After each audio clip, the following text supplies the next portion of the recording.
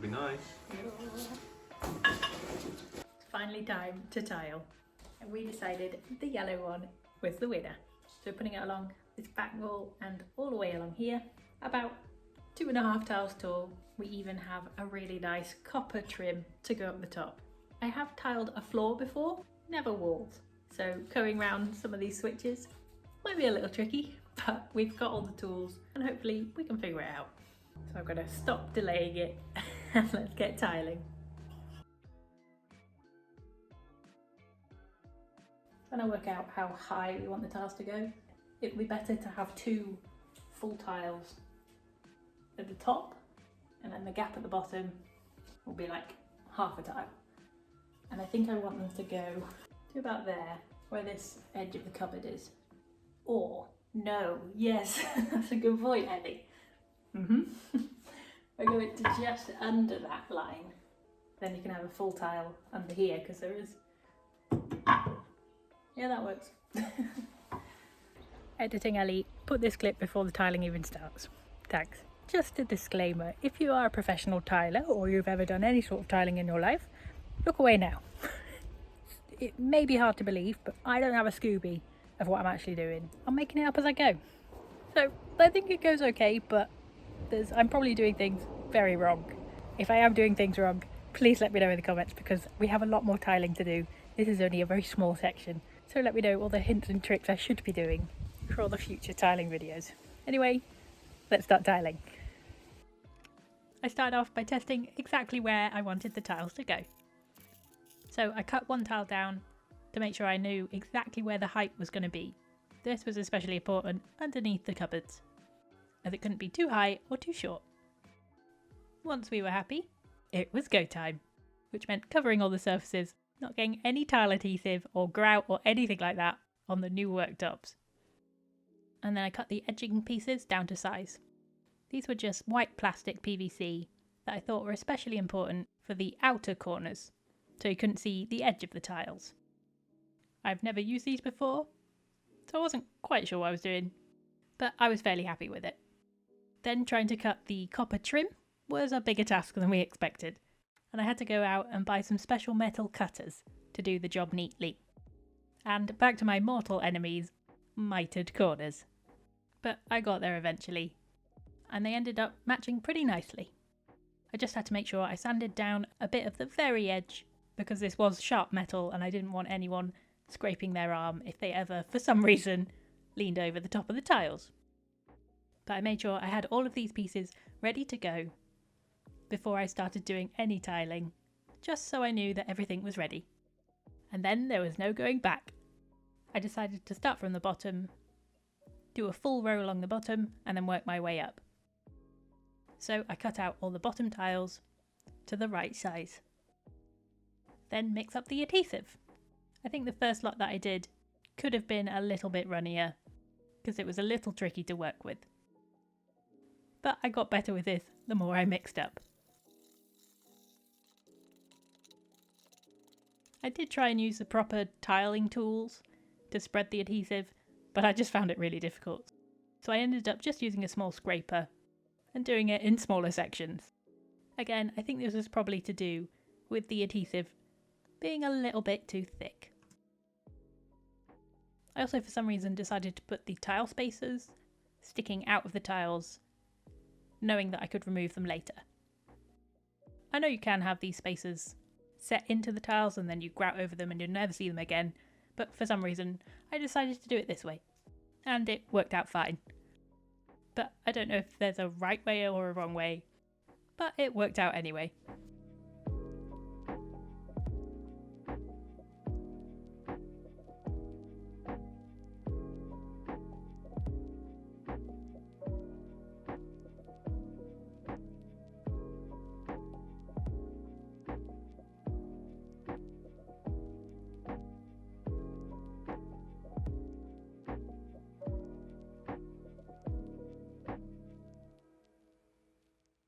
It was then onto the second row, which was scary because that includes going around the switches and plugs.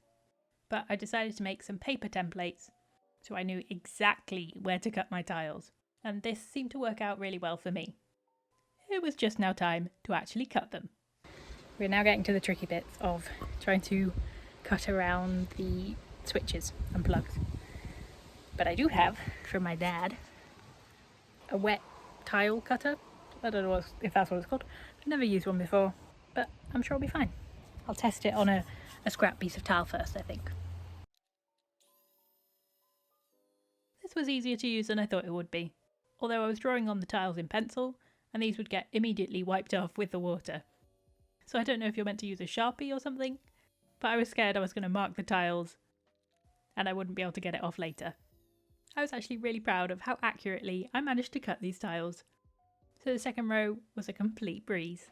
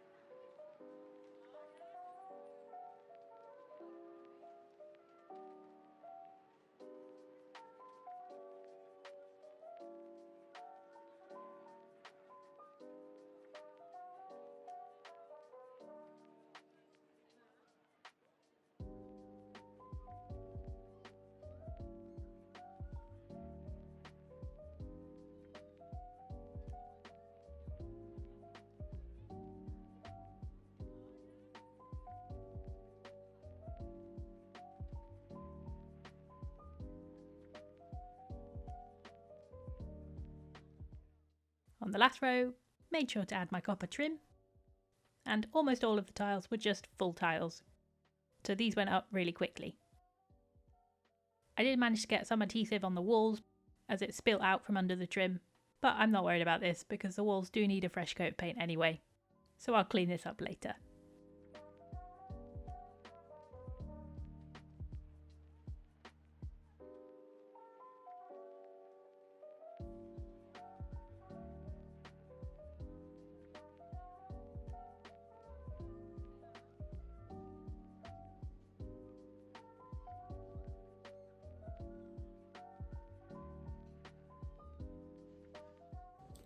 Not bad for a first attempt.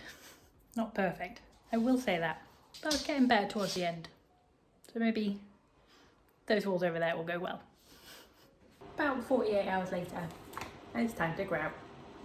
Again, don't really know what I'm doing, but we'll figure it out.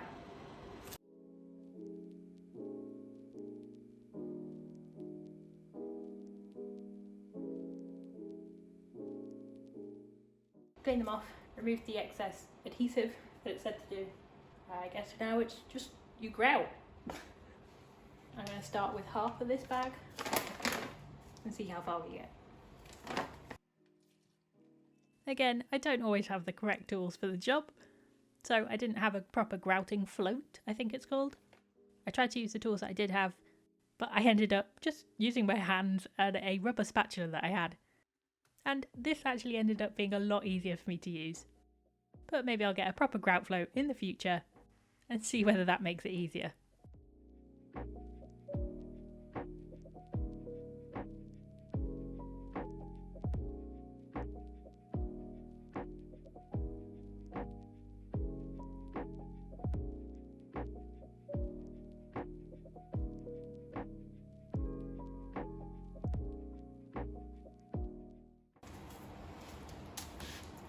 It's going okay. Icing it like a cake definitely helps. New motto, don't panic, stick to what you know, don't grout the light. Anyway, don't panic, stick to what you know, and I know how to ice a cake, so that's what I'm doing. It's so satisfying to watch this back and see it slowly transforming into something that looks a little bit scary, into something that looks really cohesive. The grout and the tiles blend in seamlessly and I think it looks so gorgeous. It was incredibly satisfying to wipe off all the excess grout and see the tiles come to life.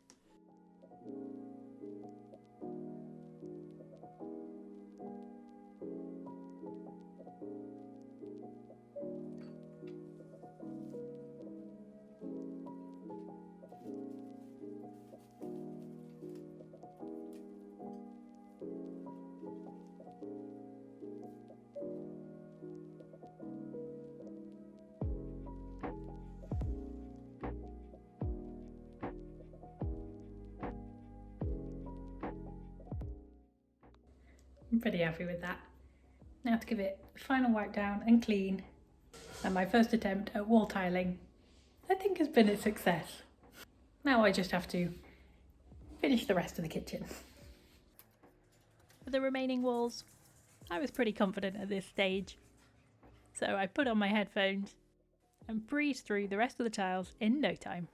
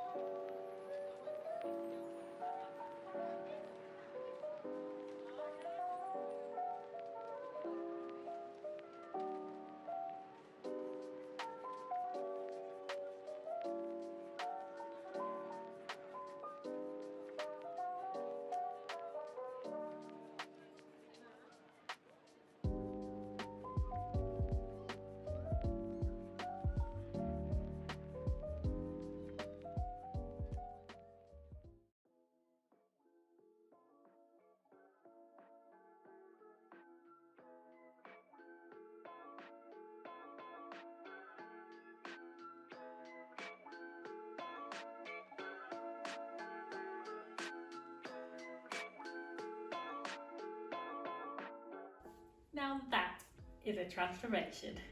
This has got to be the best thing we've done in this house so far, after maybe the kitchen itself.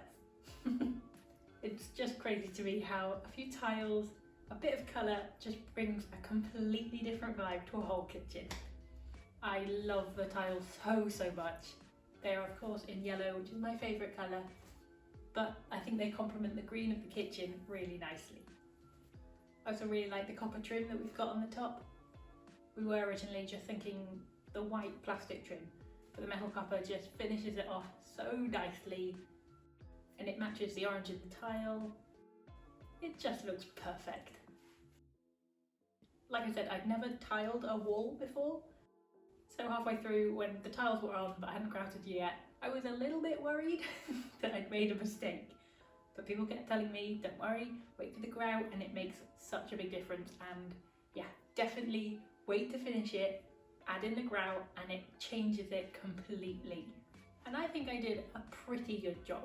Yes, there are little imperfections here and there.